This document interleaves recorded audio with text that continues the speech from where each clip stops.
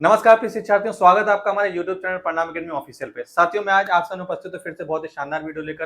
और जैसा कि आप मेरे पीछे देख पा रहे हो, रैपिड फायर सीरीज हमारे चैनल पे लगातार चलाई जा रही है। और उसी श्रृंखला में आज जो हमारा सब्जेक्ट है वो भारत की राज्य व्यवस्था है। और उसका जो टॉपिक है वो मूल अधिकार है, जहां से हर एग्जाम में आपके क्वेश्चन आते हैं। तो यहाँ पर मैं ज्यादा देर न करते हुए वीडियो की शुरुआत करता हूँ आपके टॉपिक की। जो इंपॉर्टेंट क्रस्ट पॉइंट है आपका मूल अधिकार का, जहां से क्वेश्चन बनते हैं, वो मैंने यहाँ पर एक चार्ट में लगा दिया है। 5 मिनट के अंदर आपका पूरा मूल अधिकार मैं तैयार करा दूंगा। ठीक है, यहाँ पर शुरुआत करते हैं। तो संविधान के भाग 3 में अनुच्छेद 12 से 35 तक मूल अधिकार के बारे में बताया गया, जिसको हम इंग्लिश में फंडामेंटल राइट्स भी कहते हैं। ठीक है, तो आर्टिकल नंबर 14 क्या कहता है? जो समानता का अधिकार देता है। आर्टिकल नंबर 14 से लेकर 18 तक, जिसको इंग्लिश में हम इक्वालिटी बिफोर लॉ कहते हैं। तो आर्टिकल नंबर 14 की बात करें तो क्या कहता है कि सभी कानून समान है, सभी कानून सबके लिए समान है। ठीक है, आर्टिकल नंबर 15 क्या कहता है कि भेदभाव निषिद्ध है।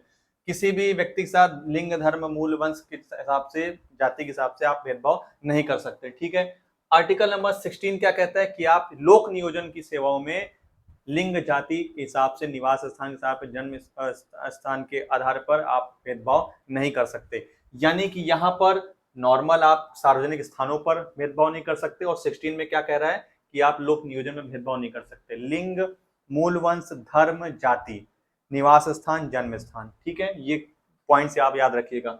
आर्टिकल नंबर 17 क्या कह रहा है? अनटचेबिलिटी, अस्पृश्यता का अंत, अस्पृश्यता का उन्मूलन। ठीक है, छुआछूत को नहीं माना जाएगा। आर्टिकल नंबर 18 क्या कह रहा है? उपाधियों का अंत।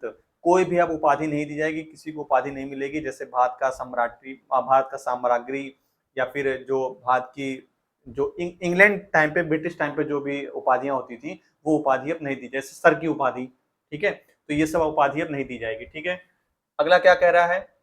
19 से लेकर 22 तक राइट टू फ्रीडम का अधिकार दिया गया है, स्वतंत्रता का अधिकार दिया गया, जिसमें 6 आर्टिकल नंबर 19(1) में 19(2), 19(3), 19(4), 19(5), 19(6) में 6 स्वतंत्रताएं दी गई हैं।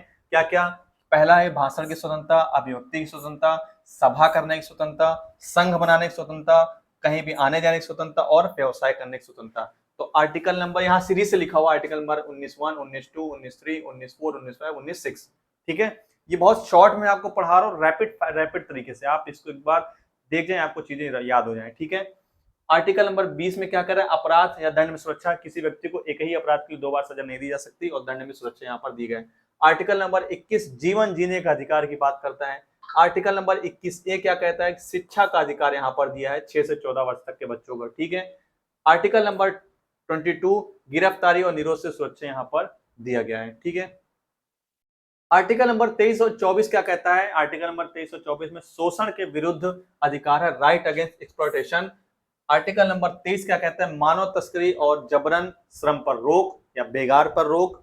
आर्टिकल नंबर 24 क्या कहता है? बाल श्रम पर रोक। 14 वर्ष से कम बच्चों को यहाँ पर आप बेगार आप नहीं करा सकते, काम नहीं करा सकते आप। ठीक है, धर्म की स्वतंत्रता आर्टिकल नंबर 25 से 28 तक दिया गया है। 25 में क्या कहता है कि किसी भी व्यक्ति को उसके धर्म और प्रचार करने की स्वतंत्रता है। कोई व्यक्ति हो, किसी तरह के व्यक्ति हो, उसको अपना धर्म मानने की और प्रचार करने की स्वतंत्रता, आप उसको फोर्स नहीं कर सकते। ठीक है, आर्टिकल नंबर 26 क्या कहता है कि धार्मिक संस्थानों का संचालन करने की व्यवस्था है।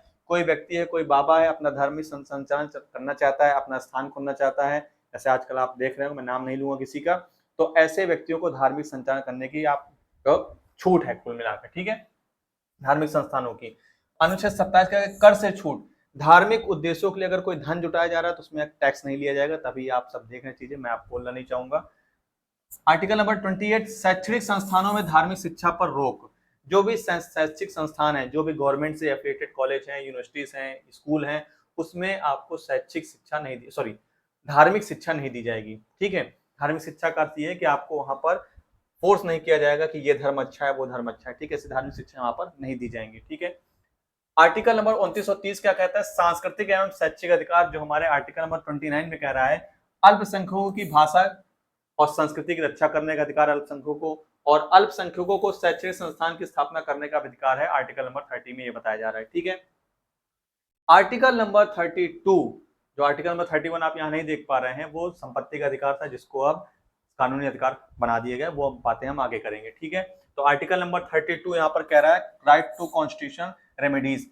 इसको संविधान की आत्मा भी कहा गया। आर्टिकल बहुत एग्जाम में पूछता है कि भारतीय संविधान का कौन कौन सा आर्टिकल जिसे हम संविधान की आत्मा कहते हैं, तो आर्टिकल नंबर 32, ये आपको याद रखना है, ठीक है। संविधान का हृदय व आत्मा आर्टिकल नंबर 32 किसने कहा था, तो डॉक्टर भीमराव अम्बेडकर ने कहा था। ये 2 क्वेश्चन तो आपके यही फटाक से बन गया आर्टिकल नंबर 32 से, ठीक है। और आर्टिकल नंबर 32 क्या कहता है कि सुप्रीम कोर्ट और हाई कोर्ट में आप रिट दायर कर सकते हैं, ठीक है। ये था आपका 32 तक। आप 33, 34, 35 मैंने क्यों नहीं बताया, 33, 34, 35 वो सेना के लिए है, जिसमें सेना कानून कब लागू होता है, ये आपके किसी भी एग्जाम में नहीं पूछा था यूपीएससी को छोड़कर, ठीक है। तो इसलिए मैंने उसको नहीं बताया। जहां से आपके ज्यादातर क्वेश्चन आते हैं आर्टिकल नंबर यहीं से आते हैं 32 तक, एकदम लास्ट है, इनका आखिरी पड़ा हुआ है 32, ठीक है। क्वेश्चन सबसे ज्यादा 19 से, आर्टिकल नंबर 19 से आता है, आर्टिकल नंबर 21 से आता है और आपका 32 से आता है। तो 3-4 आर्टिकल हैं पूरे मूल अधिकार में जहां से आपके बहुत सारे क्वेश्चन पूछे जाते हैं, जो मैंने आज आपको क्लियर कर दिया, ठीक है।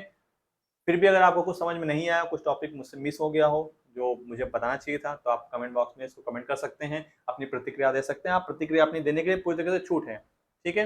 वीडियो को लाइक करिए, अपने दोस्तों में शेयर करिए, चैनल को जरूर सब्सक्राइब करिए ताकि आपको ऐसे कंटेंट टाइम टू टाइम मिलते रहें और आपका समय जो है वो बचता रहे, क्योंकि 5-7 मिनट की 8 मिनट की वीडियो होती है, आप कहीं भी खाते हुए चलते हुए आप वीडियो को देख सकते हैं और आपका एक टॉपिक यहाँ पर फटाक से कंप्लीट हो जाएगा, ठीक है। तो ये हमारी टीम ने कोशिश की है रैपिड फायर सीरीज ऐसे ऐसे सोच के साथ कोशिश की है ऐसा लाने के लिए कि आपका टाइम भी बचे और आपका टॉपिक भी कवर हो जाए।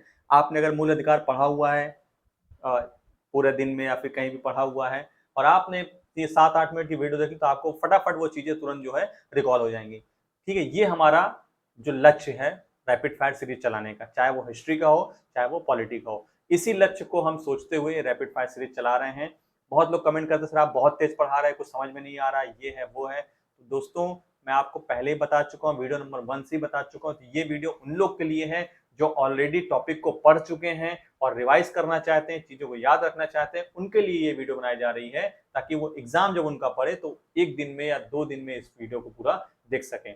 5-7 मिनट की वीडियो होती है, जितने भी टॉपिक इंपॉर्टेंट हो मैं आपको बता दूंगा। 12, 15, 16 वीडियो होंगी, आपके 1-2 घंटे में पूरी 12-15 वीडियो आपकी आ जाएगी और आपका जो जो इंपॉर्टेंट पॉइंट होता है, जो जो आपके एग्जाम में पूछा जाता है, वो सब इसमें कवर मैं आपको करा दूंगा, ठीक है। तो ज्यादा देर नहीं करूंगा, मैं आपका टाइम नहीं लूंगा, टॉपिक यहाँ पर एंड होता है। मिलते हैं फिर किसी नए टॉपिक के साथ, तब तक हंसते रहिए, मुस्कुराते रहिए और बने रहिए हमारे चैनल के साथ। जय हिंद, जय भारत।